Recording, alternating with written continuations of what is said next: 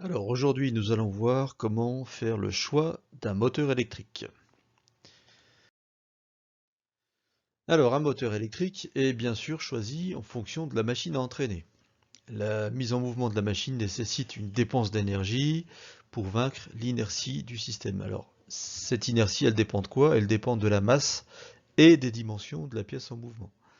Vous comprenez bien qu'il est plus difficile de mettre en mouvement une voiture qu'un vélo. Alors, le couple moteur, on va le calculer de la manière suivante. La formule, c'est Cm égale Cr plus JD oméga sur dt. Alors, qu'est-ce que ça veut dire tout ça? Cm, c'est le couple moteur, donc qui est exprimé en newton-mètre, c'est le couple qui va être nécessaire pour entraîner la machine. La machine qui a un couple résistant, Cr, qui est exprimé lui aussi en newton-mètre. Ensuite, on a J qui est le moment d'inertie de la charge, donc qui dépend de la forme et de la masse de la charge. Et puis enfin, on a d oméga sur dt qui est l'accélération ou la décélération de la charge en radians par seconde.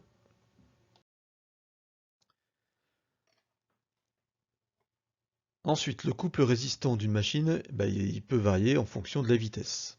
Donc vous avez ici des exemples. Donc le premier exemple, c'est du levage ou du pompage dans lequel on a un couple résistant qui est constant et donc une puissance qui est fonction de la vitesse.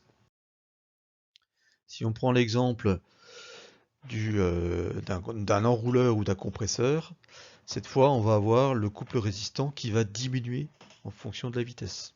Par contre, la puissance va, elle, être constante.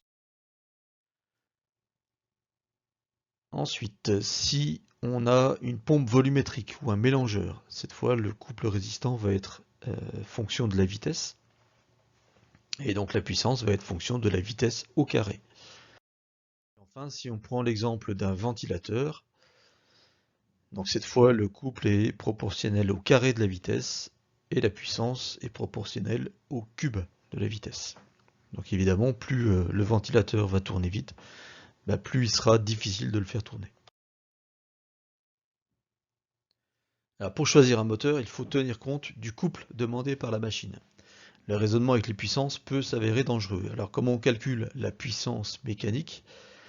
Vous avez cette formule-là, c'est P égale C fois oméga, avec P la puissance en watts, C le couple en newton-mètre et oméga la vitesse de rotation en radians par seconde. Alors pourquoi on prend en compte le couple et la vitesse plutôt que la puissance?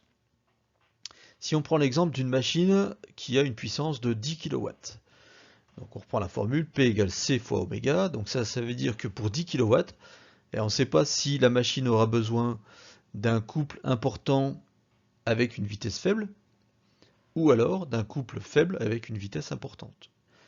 Et donc ça c'est important pour choisir le moteur, puisque le moteur ne sera pas le même si on a une vitesse de 150 tours par minute, ou alors une vitesse de 1500 tours par minute. Alors, tous les mouvements d'une machine peuvent être décomposés en une succession de 3 étapes. Donc, vous avez le graphique ici de la vitesse en fonction du temps. Première étape, on a une phase d'accélération, c'est-à-dire que la vitesse augmente. Ensuite, la vitesse est stabilisée, donc on a ce qu'on appelle un régime établi. Et puis ensuite, on peut avoir une décélération, donc avec une vitesse qui revient à 0. Alors, on va noter Cm, le couple moteur, et Cr, le couple résistant. Donc si on a Cm supérieur à Cr, à ce moment-là, il y a accélération. C'est-à-dire que la vitesse va augmenter. Ensuite, si Cr est égal à Cm, la vitesse est constante. Et puis enfin, si le couple moteur devient inférieur au couple résistant, à ce moment-là, il y a décélération.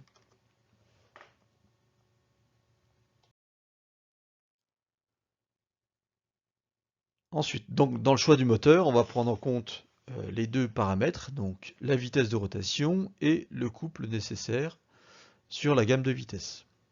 Alors un moteur asynchrone, ça présente une courbe couple-vitesse qui a à peu près cette allure-là.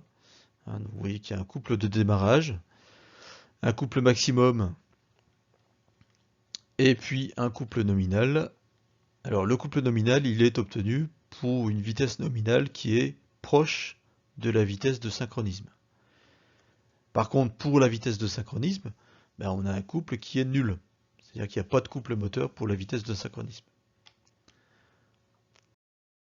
Alors, pour choisir correctement un moteur, on va prendre en compte les deux paramètres, le couple et la vitesse.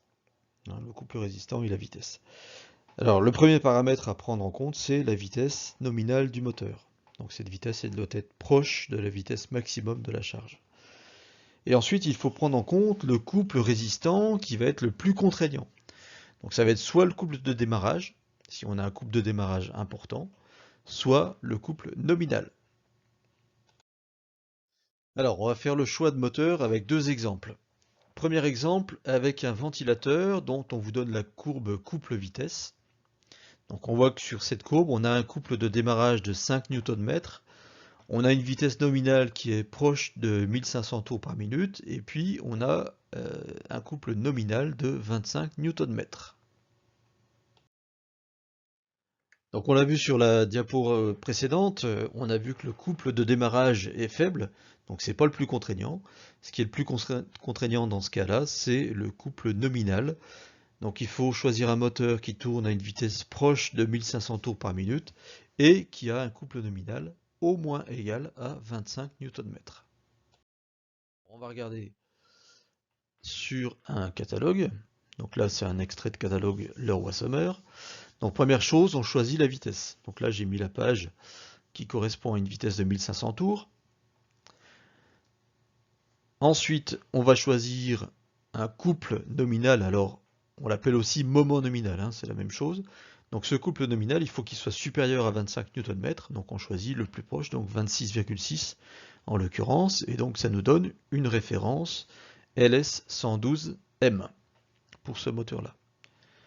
Donc là on a un cas relativement simple, hein, puisqu'il suffit de regarder le couple nominal pour choisir le moteur. Alors ensuite on va compliquer un petit peu les choses avec une autre machine qui est un compresseur. Donc là, on voit que la vitesse nominale est cette fois de 750 tours par minute. On a un couple de démarrage de 75 Nm et puis un couple nominal, c'est-à-dire le couple qui est obtenu à une vitesse proche de la vitesse de synchronisme. Donc ce couple nominal est très faible, inférieur à 5 Nm. Voilà, donc vous avez vu que sur la courbe précédente, le couple nominal, c'est pas celui qui va nous intéresser, hein, puisqu'il est très faible. Par contre, on a un couple de démarrage qui est important, hein, 75 Nm. Donc il va falloir choisir un moteur qui a un couple de démarrage au moins égal à 75 Nm avec une vitesse de rotation de 750 tours par minute. Voilà, donc je reprends mon catalogue Leroy-Somer. Cette fois, j'ai choisi la page avec une vitesse de 750 tours par minute, hein, puisque la vitesse n'est pas la même que dans le premier exemple. Et puis donc il va falloir choisir un moteur dont le couple de démarrage est au moins égal à 75 Nm. Alors si on regarde cette page-là, ben, on voit qu'il n'y a pas de valeur pour le couple de démarrage. Par contre, on a une indication ici dans cette colonne-là, donc on a moment de démarrage sur moment nominal. Alors on voit que ce rapport, il est compris entre 1,3 et 2. Hein, suivant le moteur qu'on va choisir. Donc ça veut dire que le couple de démarrage, il est compris entre 1,3 fois et 2 fois le couple nominal pour chaque moteur.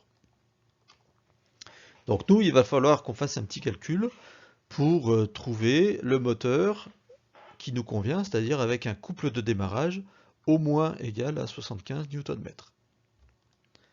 Donc pour faire ça, ben, on regarde un peu dans le tableau. Alors on y va un petit peu au pifomètre, hein, mais si on fait le calcul avec 40,2, on s'aperçoit que le rapport moment de démarrage sur moment nominal c'est 1,9.